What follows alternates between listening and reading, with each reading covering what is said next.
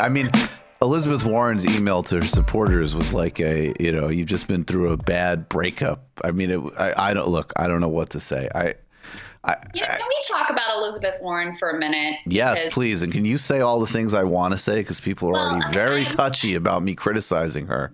I'm more I'm in a place of sort of sadness for her at this point because I looked back, I don't know if you saw this piece that I did. It got a lot of attention when I was at MSNBC. Mm-hmm. It was February 2014, it was 6 years ago yesterday when I said Hillary Clinton will be a disaster. She was sat on the freaking Walmart board, all these paid speeches to Goldman Sachs. Her husband deregulated everything. I mean, this is not the right candidate for right now. And I said, but the person that we really need is Elizabeth Warren. She's the only one who's been challenging the Obama administration on, Larry Summers and these other Wall Street appointees.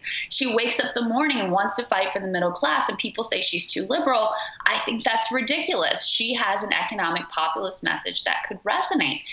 And I don't think I was delusional at that point. I think, having spoken to people who were her staffers, people who fought for her election to the Senate, she was that person who was really an economic populist first and someone willing to buck the establishment and pay a real price for it. I mean, that was a big deal to go up against Obama back in those days for sure. Yeah. Mm-hmm. And I think that, first of all, I think that if she had run, like I urged her to back in 2016, I honestly think she'd be the president right now. If she had run that kind of campaign, it was the moment for her. And as Sanders showed, there was a real opening for an alternative to Hillary. He was going to stay out if she ran, as I'm sure that he asked her to run and then only, got in himself when she decided not to. So first of all, I think she would have been president. But then when she didn't run and she played the endorsement process so politically and did not back her brother in the movement, who's supposed to be her ally in the movement, who shares her vision, shares her policies, had been a supposed friend, when she played that so politically, I think that choice has set up everything since then. Because the moment that you make that decision, when you talk yourself into this idea that, well, if I play the political chess game, right, if I make the politically calculated decision, it lines me up better to get into power. And that's the thing that's really going to help people.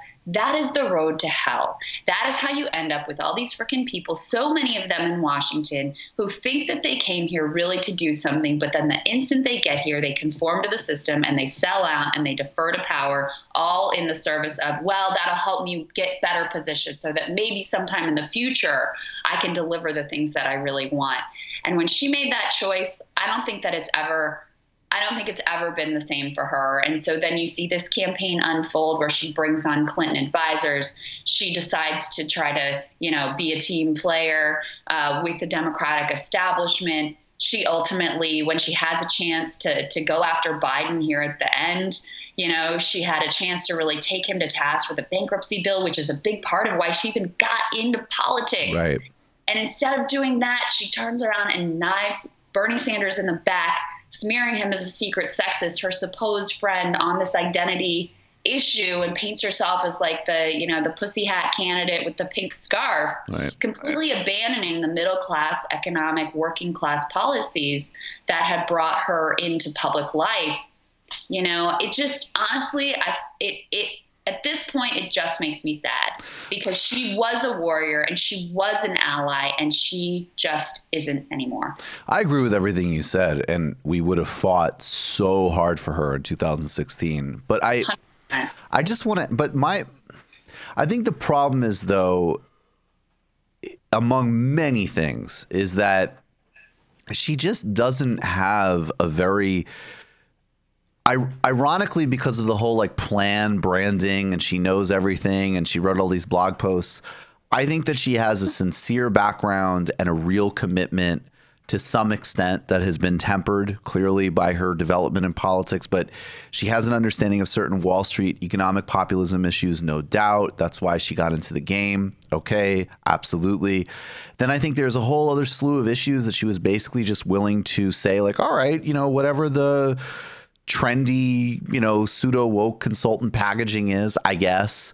And then a whole bunch of other issues where, frankly, the path of least resistance is, it's the opposite of the pseudo woke stuff. It's like, no, I will be a point person for Raytheon. I will vote for Trump's military budgets. I will. And And so to me, and that reflects, again, she just wasn't a comprehensive candidate, but it also showed that so many people were still framing progressive politics or whatever. Progressive, I think, is kind of dead as a term, but left-wing politics or populist politics has to have some comprehensive vision of the world. And I think that she just doesn't have that. And frankly, you even need to have that even if you aren't. Even if you're, Obama, he had a thread about what does the country mean? How are we transitioning it? Bill Clinton had the third way, right? Like, these are projects I don't agree with. But but she does not have that, and this endless fighting and complaining. I mean, to see her supporters actually be complaining that the media isn't giving her enough time that's where sadness goes, and just not even anger, just like genuine disbelief sets in for me. I don't know how people can be so deluded. Yeah, I think that's all right. And I think what you said in particular about her not being a comprehensive candidate, she has a specialty, right? And it's a really important specialty, right? And she did a lot of good setting up the CFPB, fighting, some of those bad nominations, et cetera. That specialty is really, really important. And maybe this is because she did come up as a Republican, because, she didn't have a lifetime of grappling with these issues, watching how they intersect with public events as they're unfolding. She never had that sort of comprehensive vision that she could then fall back on, or those comprehensive values that you could ultimately fall back on in a situation that's new and novel. And so instead she, brought on the typical like DC consultant types and had them give her a briefing book and just parroted whatever she was supposed to say in those areas. But I do think in terms of, look, she's got terrible political instincts. That is just 100% true. But also, if you're a certain kind of candidate, you don't necessarily need political instincts, right? If you have if you're really in touch with your own core values and vision, then you don't need political instinct, because that's what's ultimately guiding you. And I don't know that I guess she never had that as solidly as I had thought and hoped that she did back when I was urging her to run in 2014. And so again, I mean, look, she's not having a good time right now. I think it's near the end for her. There's reports that she pulled down her ads in Nevada and South Carolina. Mm-hmm. I don't know if she's making a last stand in California or what, but to me, it is a real loss that someone who I thought was an ally so clearly is not. You just watched a Michael Brooks show video. Subscribe to get them all. Why wouldn't you? Don't be foolish. Click subscribe below and become a patron as well. Patreon.com/TMBS. Thanks, everybody.